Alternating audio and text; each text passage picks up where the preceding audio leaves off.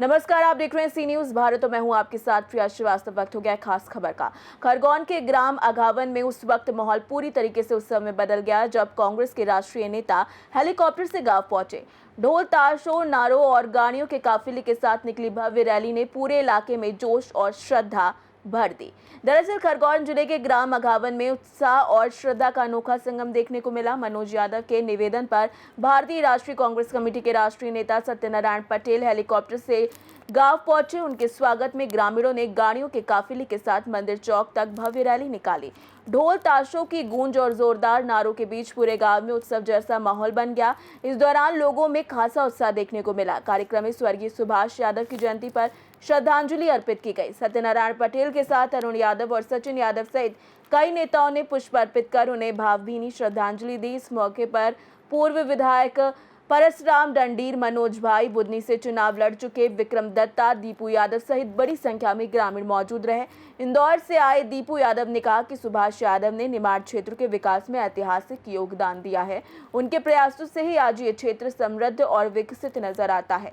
उन्होंने कहा कि सुभाष यादव के कार्यों को कभी भुलाया नहीं जा सकता। अपने संबोधन में सत्यनारायण पटेल ने निमाड़ के विकास की चर्चा करते हुए कहा कि नर्मदा किनारे बसे गांवों में आज जो समृद्धि दिखाई देती है, चाहे वो आधुनिक वाहन हो, ट्रैक्टरों की बढ़ती संख्या हो या बहुमंजिला मकान, ये सब किसानों की मेहनत और मजबूत नेतृत्व का परिणाम है। उन्होंने कहा कि इस विकास की नींव रखने में सुभाष यादव की अहम भूमिका रही है। उन्होंने कई और चीजों के बारे में भी बताया है।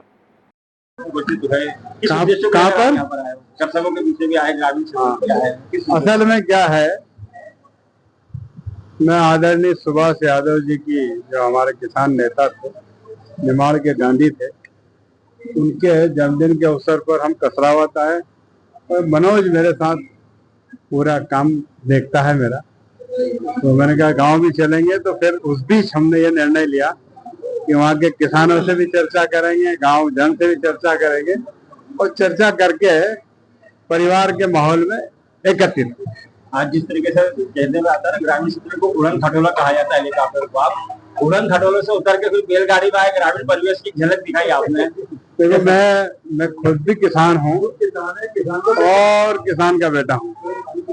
ये हमेशा से हमने बैलगाड़ी और तांगा गाड़ी, बग्गी और उसके बाद गाड़ी के बाद उड़न खटोला, ये हमारी परिवार में हमेशा रही है। स्वर्गीय सुभाष यादव सहकारिता के पिता पुरुष कहलाते थे।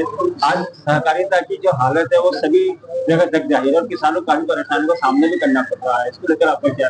देखो, मेरा एक ही निवेदन है कि सुभाष यादव जी ने निमाड़ के गांधी थे। मैंने बचपन में मेरे पिताजी और सुभाष यादव की आपसी मित्रता थी, दोनों कोऑपरेटिव में भी रहे और जनप्रतिनिधि भी रहे और उनके साथ में कई बार, जब अर्जुन सिंह जी चीफ मिनिस्टर थे, जब भी खरगोन के दौरे पाया और पिताजी सिंचाई मंत्री, तब भी तमाम गांवों में उनके साथ जाने का मौका मिला। मैं जब स्टूडेंट लाइफ में, उस समय मैंने निमाड़ के गांव में एक बात देखी थी, खपरेल के मकान हुआ करते थे, जहां भी गए हम, और वहां पर या तो बैलगाड़ी या छकड़ा गाड़ी खड़ी गांव के बीच में देखते थे। आज अगर हम निमाड़ के गांव में अगर जाते हैं तो 3 मंजिला मकान है, आधुनिक संसाधन वाला मकान है, साथ ही या तो स्कॉर्पियो खड़ी है या फॉर्च्यूनर खड़ी है या आधुनिक ट्रैक्टर खड़ा है। तो इसका पूरा अगर किसी को श्रेय में देता हूं तो आदरणीय सुभाष यादव जी ने जो नर्मदा को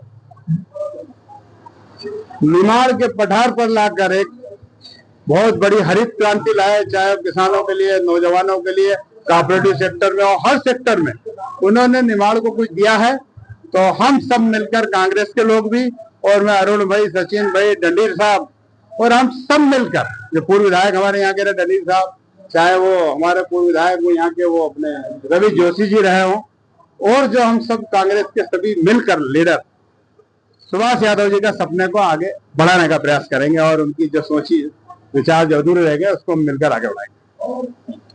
खरगोन से सी न्यूज संवाददाता नीलेश की रिपोर्ट।